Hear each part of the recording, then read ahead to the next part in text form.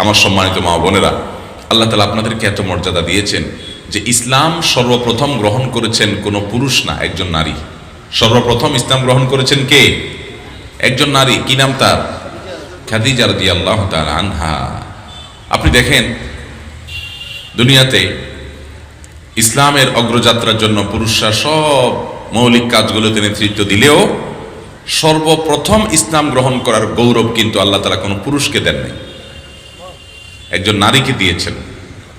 এটা কি আমাদের নারী সমাজের জন্য, এটা কি আমাদের মা বোনদের জন্য অনুপ্রেরণার কারণ নয়? এটা কি আমাদের মা বোনদের জন্য উৎসাহের বিষয় নয় যে সর্বপ্রথম মুসলমান পৃথিবীতে একজন নারী হয়েছেন, কোনো পুরুষ হয় নাই? কত বড় সম্মানের, কত বড় মর্যাদার, কত বড় গর্বের, কত বড় অনুপ্রেরণার বিষয়। শুধু এখানেই শেষ? ইসলামের ইতিহাসে সর্বপ্রথম আল্লাহর জন্য জান কোরবান করেছেন, শাহাদাত বরণ করেছেন, জীবন দিয়েছেন যিনি, তিনিও একজন নারী, সুমাইয়া রাদিয়াল্লাহু তাআলা আনহা। দেখেন, ইসলামের জন্য মহিলাদের তুলনায় পুরুষরাই শহীদ হয়েছে বেশি, কারণ মহিলারা তো যুদ্ধের ময়দানে যোদ্ধা হিসেবে অংশগ্রহণ করার নির্দেশ ইসলাম দেয় না। পুরুষরাই যোদ্ধা হবে, যার কারণে তারাই মারা যাবে, তারাই শহীদ হবে। কিন্তু এরপরও আল্লাহ তাআলা প্রথম শাহাদাত বরণ করার মর্যাদা দিয়েছেন যিনি কাফিরদের, বেঈমানদের অত্যাচারে, নিপীড়নে, জুলুমে, প্রচণ্ড আঘাতে তার জীবন আল্লাহর রাস্তা বিলিয়ে দিয়েছেন, তবুও ঈমান ছাড়েন নাই।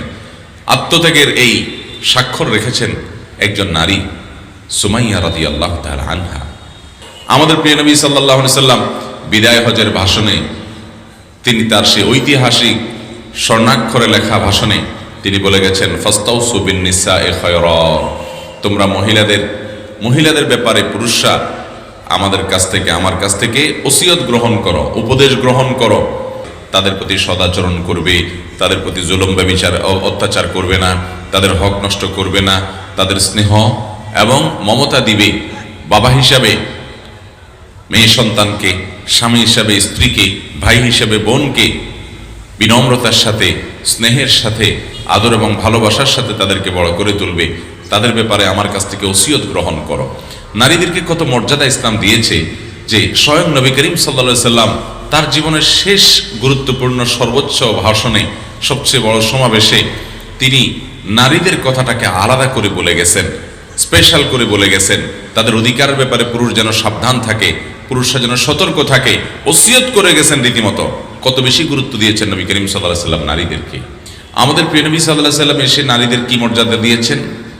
মর্যাদা দিয়েছেন যে তিনি বলেছেন, যদি কারোর দুটি কন্যা সন্তান হয় আর এই দুইটা মেয়ে সন্তানকে সে ভালো করে পড়ালেখা করে, ভালো করে লালন পালন করে, তাদের প্রতি কোনো অবিচার না করে, ভালোবাসা, আদর, স্নেহ দিয়ে বড় করে, এরপরে এই মেয়েদেরকে যদি সে পাত্রস্থ করে, উপযুক্ত পাত্রস্থ করে, অর্থাৎ এই মেয়েদেরকে সুন্দর করে লালন পালন করে বড় করে তোলে, তাহলে আল্লাহ তাআলা ওই মা বাবাকে এর বিনিময়ে জান্নাতের গ্যারান্টি এবং নিশ্চয়তা দান করেছেন।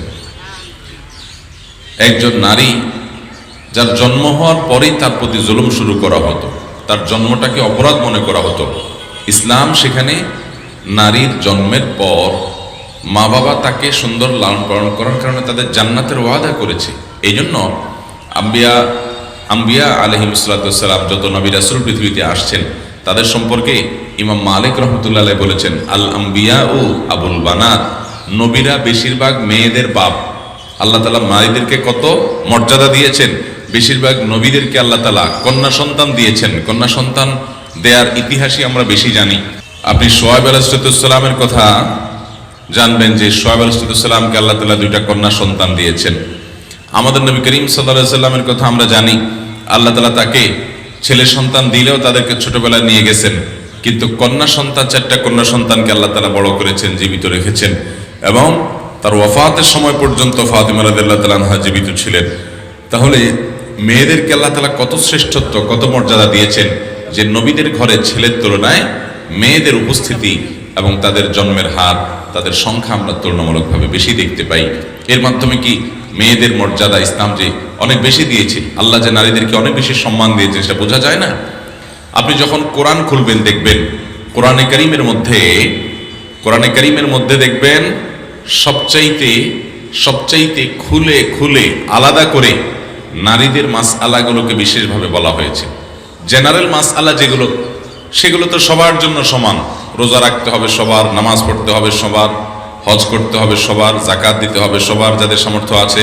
নারী পুরুষ সবার জন্য সাধারণ কথা বলেছেন।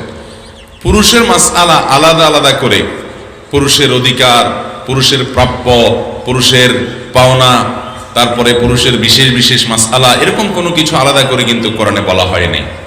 অথচ মেয়েদের মাসআলাগুলোকে আলাদা আলাদা করে কোরআনে বলা হয়েছে। সূরা তালাক দেখবেন, সূরা তাহরিম দেখবেন, আলাদা আলাদা স্বতন্ত্র পুরো সূরা দেখবেন যে আপনি নারীদের সম্পর্কে আল্লাহ তাআলা বিভিন্ন বিধান উল্লেখ করেছেন। শুধু সেটা নয়, কোরআনে কারিমে একটা বড় সড়ো সূরা আছে, কোনো ছোট সূরা না, একটা বিশাল বড় সূরা আছে। এই সূরার নাম হলো সূরা নিসা। মানে কি? নারীদের সূরা, মহিলাদের সূরা। সূরা নিসার আয়তন কত বড়, আকার কত বড়! কোরআনে কারিমের সবচেয়ে বড় সূরাগুলোর একটা, অনেক বড় আকার, অনেক বড় আয়তন, অনেক পৃষ্ঠাব্যাপী। এত বড় একটা সূরা আল্লাহ তাআলা বরাদ্দ করে রেখেছেন, তার নাম দিয়েছেন সূরাতুন নিসা। এই সূরাতে আল্লাহ রাব্বুল আলামিন, সূরার নামকরণ করা হয়েছে আল্লাহ রাব্বুল আলামিন সূরা নিসা, নিসাতে মহিলাদের আলাপ আলোচনা করেছেন, নামকরণই করা হয়েছে সূরা নিসা হিসাবে।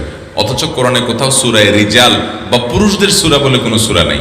হ্যাঁ, পুরুষদের নামে সূরা আছে সূরা ইব্রাহিম, কিন্তু আবার ওইভাবে মহিলাদের নামেও সূরা আছে সূরা মারিয়াম। তো আপনি কোরআন যদি আপনি খোলেন, দেখবেন নারীদেরকে কত অগ্রাধিকার দেওয়া হয়েছে, কত প্রায়োরিটি দেওয়া হয়েছে, কত সম্মান দেওয়া হয়েছে, কত মর্যাদা দেওয়া হয়েছে, তাদের অধিকার সম্পর্কে কত সাবধান করা হয়েছে। আমার প্রিয় মা ও বোনেরা, এসব ঘটনাগুলো থেকে আমাদের বোঝা উচিত যে ইসলাম একজন নারীকে কোথা থেকে কোথা নিয়ে গেছে। যেখানে নারী হিসেবে জন্মগ্রহণ করলে, কন্যা হিসেবে জন্মগ্রহণ করলে জীবন্ত কবরস্থ করে দিত মানুষ, সেই বর্বর অসভ্য সমাজ ব্যবস্থাটাকে মাত্র কয়েক বছরের মধ্যে প্রিয় নবী সাল্লাল্লাহু আলাইহি ওয়াসাল্লাম পরিবর্তন করে নারীকে এমন এক আসন দিয়েছেন, এমন এক মর্যাদা দিয়েছেন যে তাদের চেয়ে মর্যাদা অনেক দিক থেকে পুরুষরা পর্যন্ত পায় নাই। বিশেষ করে জান্নাতে যাওয়ার যে সহজ সরল পথ তাদের জন্য রাখা আছে, পুরুষদের জন্য পর্যন্ত সেটা কিন্তু নাই, অনেক কঠিন পুরুষদের জন্য। এভাবে ইসলাম তাদেরকে মর্যাদা দিয়েছে। আদম আলাইহিস সালাম এবং হাওয়া, ওনাদের জন্ম হয়েছে, ওনাদের সৃষ্টি হয়েছে বাপ মা ছাড়া। ওনাদের সৃষ্টি হয়েছে কি ছাড়া? ওনাদের বাপও নাই, মাও নাই। অলৌকিকভাবে মাটি থেকে আল্লাহ ডাইরেক্ট সৃষ্টি করেছেন। তাহলে এটা আছে যে বাপ মা কেউই নাই, ডাইরেক্ট সৃষ্টি করেছেন আল্লাহ তাআলা। সেটা হলেন কে? আদম এবং হাওয়া। আর এছাড়া পৃথিবীতে যত মানুষ আসছে, এদের মধ্যে আল্লাহ তাআলা বাপ ছাড়া মানুষ সৃষ্টি করেছেন। তিনি হলেন ঈসা আলাইহিস সালাম, মায়ের গর্ভে আসছেন সরাসরি। কিন্তু মা ছাড়া পৃথিবীতে আল্লাহ তাআলা কোনো মানুষ সৃষ্টি করেন নাই। দেখেন কত মর্যাদা আমাদের মায়েদের, যে মায়েদের কাছে সন্তানের কৃতজ্ঞতা পাশে আবদ্ধ থাকার ব্যবস্থা রয়েছে এমনভাবে যে পৃথিবীর একজন পুরুষও, একজন নারীও, একজন মানুষও মায়ের গর্ভ ছাড়া, অর্থাৎ মায়ের মাধ্যম ছাড়া দুনিয়াতে আসেন। যত নবী, যত রাসূল এসেছেন পৃথিবীতে, তাদের সবার মা আছে, কারোর বাবা নাই। ঈসা আলাইহিস সালামের বাবা ছিলেন না, কিন্তু মা সবার